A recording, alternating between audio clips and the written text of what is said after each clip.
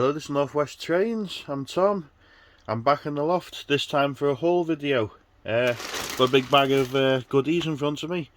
Now, it was going to be my birthday haul, but I had a bit of a disaster with a few things.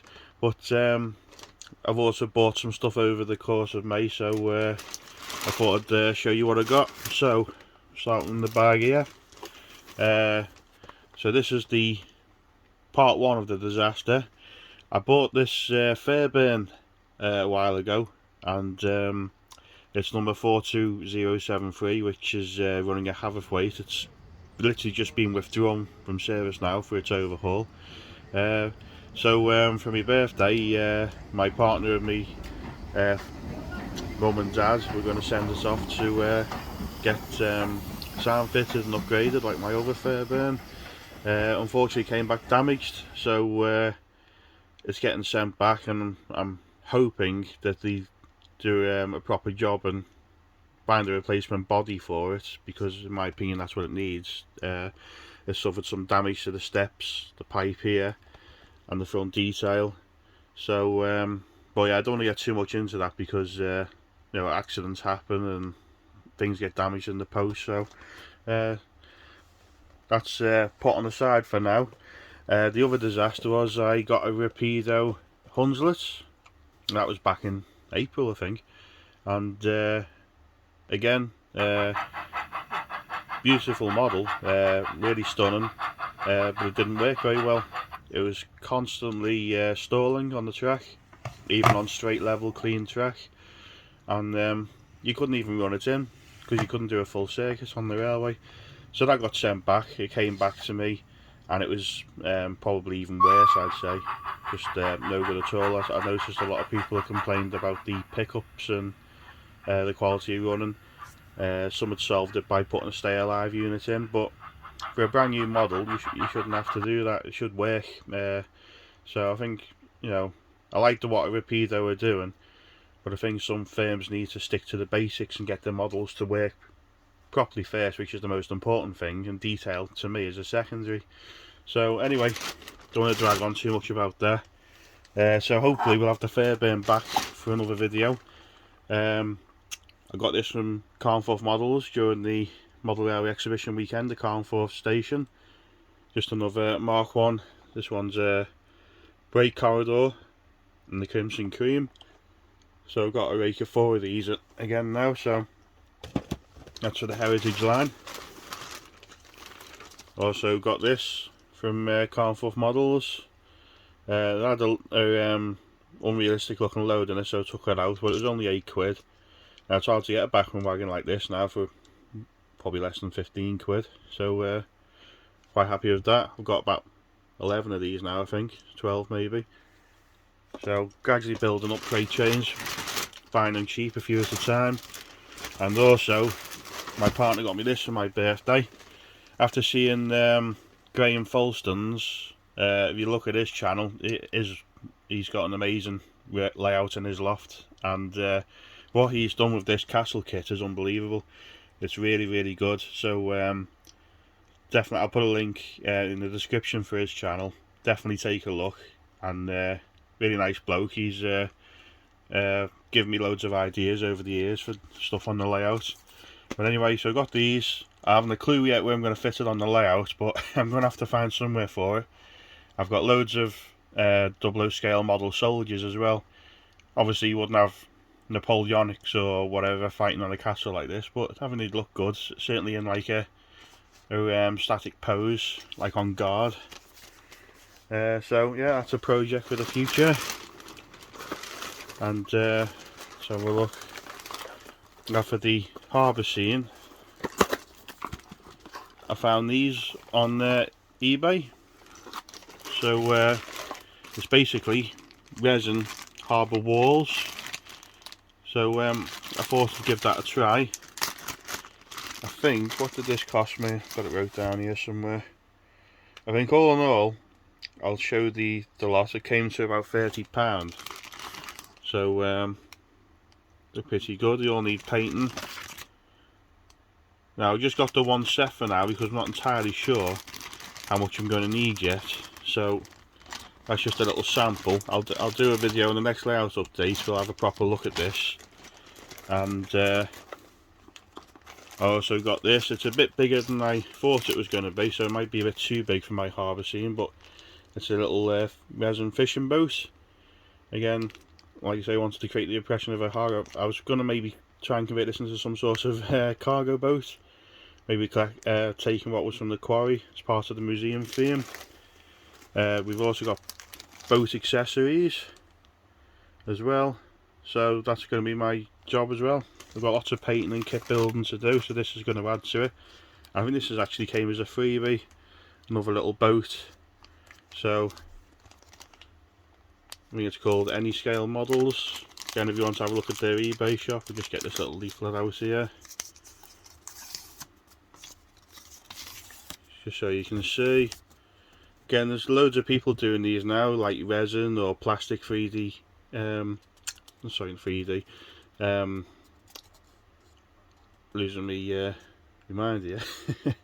But yeah, there's loads of people doing their own stuff now, like homemade kit building and stuff like that. A 3D printer, that's the word I was looking for. So again, you got MDF, resin, plastic. There's loads and loads of different stuff out there. It'd be great to do it myself, but you know, I've got nowhere really to put a 3D printer, and for the cost of these things, you know, you might as well help a little business out. So right, what else have we got here now? Again, a few more little purchases we got from Carnforth Models, because I like doing the 009 scratch building for the buildings. I thought these would make a good roof for the little museum building I'm going to be doing next for the 009 line. Again, that was from Carnforth Models. So you got a longer piece there. So keeps me busy. Also some more replacement track cleaning pads for the N-Gage track cleaner, which you use on the 009 track. People keep asking me about track cleaning, about how good the wagons are and stuff, so I'll probably do a separate video of that if anyone's interested.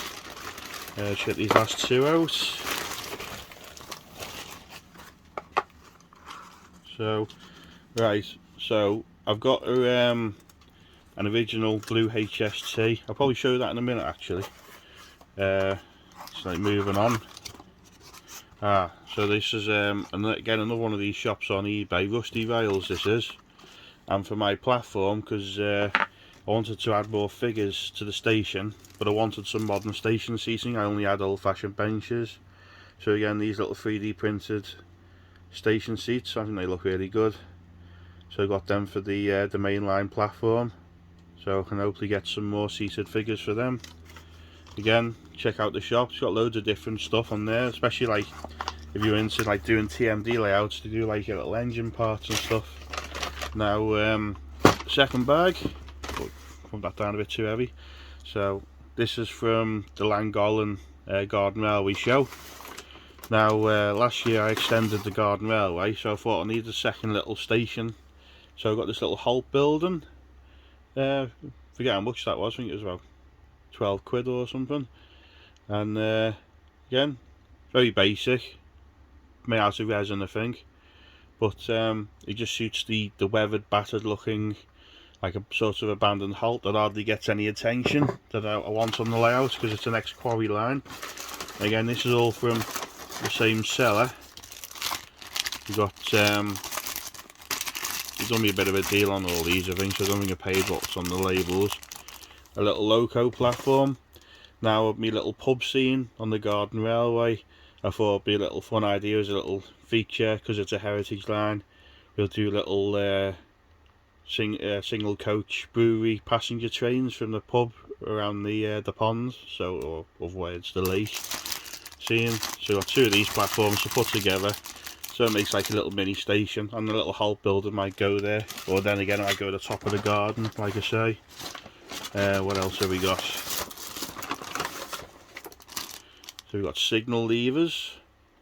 Again, thought that'd be a nice little feature, either in the quarry sidings on the garden, or by the front of the pond where we've got a loop siding.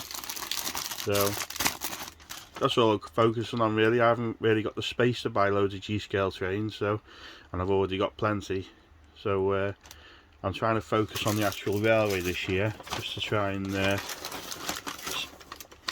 a bit more detail to it. It's only small, like I say, so try and make the most of it. And again, from the same as I thought this was a nice little fun piece, because I put lighting in the pub and the station halt. We've got a nice little burning fire. I thought that looked quite good. So again, that's going to probably go in a quarry seam by the signal box, so if you workmen around it, getting warm, chucking the rubbish on it. So yeah, I'm quite happy with that. It's just a little battery box underneath with a little switch. So again, I can't probably leave it outside, but when I'm running an evening train, like I like to do, with the lights on, that'll be out on the layout. Now this is from a separate seller. Again, this is for the pub scene. Timpton Models picnic table. So just another little pub bench to go outside the pub. What we really need now is some G-scale seated figures, so if anyone knows of anywhere that's selling them, like decent quality ones, it's either Prizer or Polar do them. So that's what I'm after now, especially if you could get some figures of a pint in their hand, that would be even better. So right, well, that's it for now. We'll take a quick look at some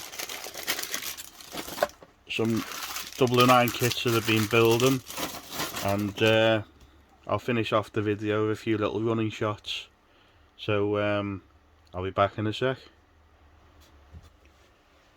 Okay, just thought take a little look at the Mark 1. I know it's not too exciting, just a basic Mark 1 coach, but some of the more basic ones I've sold, but look at the pipe detail on that. It's not just moulded on.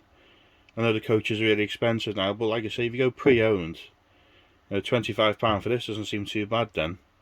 It's got as good a detail as you get now, and I've seen these coaches go for £60–70 now. Absolutely ridiculous prices now, but it's like everything, every industry is going up in price. So just get that on the track properly. We'll see that running in a sec. So another thing I've been working on, if you've been watching my previous layout update, is these Festinio kit coaches. So I'll just give you an example again. Again, if you want to try and save a bit of money, this was 13 quid I paid for it. Now it does take a little bit of work, it's can be a bit fiddly, but I think it's part of the fun building them. Now, provided you got basic modelling tools, craft knife, little file and glue and so on, it's a nice little project to do. Now I've added a bit of ballast weight there, the little balls just glued on, but mainly what I wanted to show is at the moment is these couplers. Now I've always got Hun couplers for especially some of my 00 gauge Dapple locos and wagons, because they tend to derail. But let's just show you a traditional style coupler. This is what I used to use fit on the kits and what you always used to see. They do the job, but look how far they stick out, and they're really bulky and chunky and out of scale with the coach. So again, you look at that now, that coupler couldn't fit on that bogie because it'd be rubbing against the track, which I've seen before. So I thought those magnetic ones would be ideal. So that's them there from West Hill Wagon Works, if you want to look them up on the internet. And I've also fitted one to one of my little quarry Hunslets. You can see there, little magnetic coupler, and we just demonstrate on here. That's how strong it is. And also from West Hill Wagon Works, just 3D printed. So these are what the coupler's attached to. So you can get all sorts of different depths. You can get flush, couple of mil up and down. So I've got a pack of them. I've also been building these Glyn Valley Tramway 4-ton mineral wagons. Again, I just sort of painted them up in my own sort of livery. Just went for a dark grey. Nice little wagons. But look at the difference in coupler. I've kept that coupler on because the Hun couplings won't fit to some of my 009 stock, especially the ones where you can't pull the couplers off. but you can see the difference of how far they stick out. So just have one wagon with this on, the rest will have the magnetic couplers. The only thing I'm waiting on now is I need more of these adapters to suit that wagon. So I've got a pack of 5 of these for £29. So you know, if you add up the paints and, well, if you already got basic paints and glues and stuff, and now if you just add the couplers onto it, you know, I've basically got 2 coaches here for oops, just separate them. So I've basically got two coaches and 5 wagons for less than £70, and that'll be including buying the couplers separate. So I think that's the way to go. 009 rolling stock to me is still pretty basic, and it's very expensive. Let me just see if I find an example here. So again,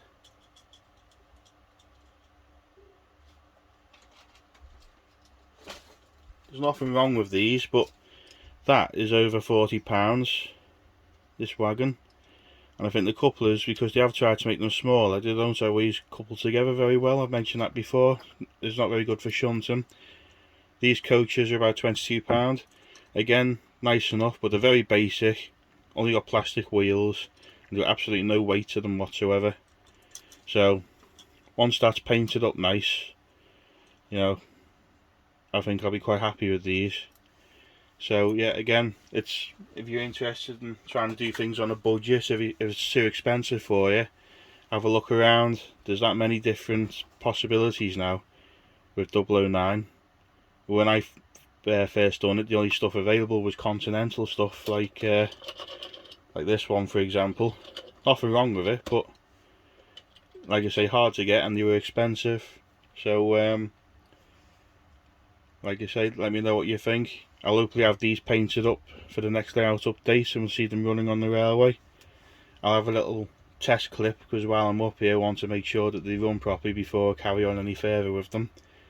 So again, thank you for watching. Let me know what you prefer out of this lot, and if you like the way the layout's going, and keep an eye out for the next update. So thanks again, and bye for now.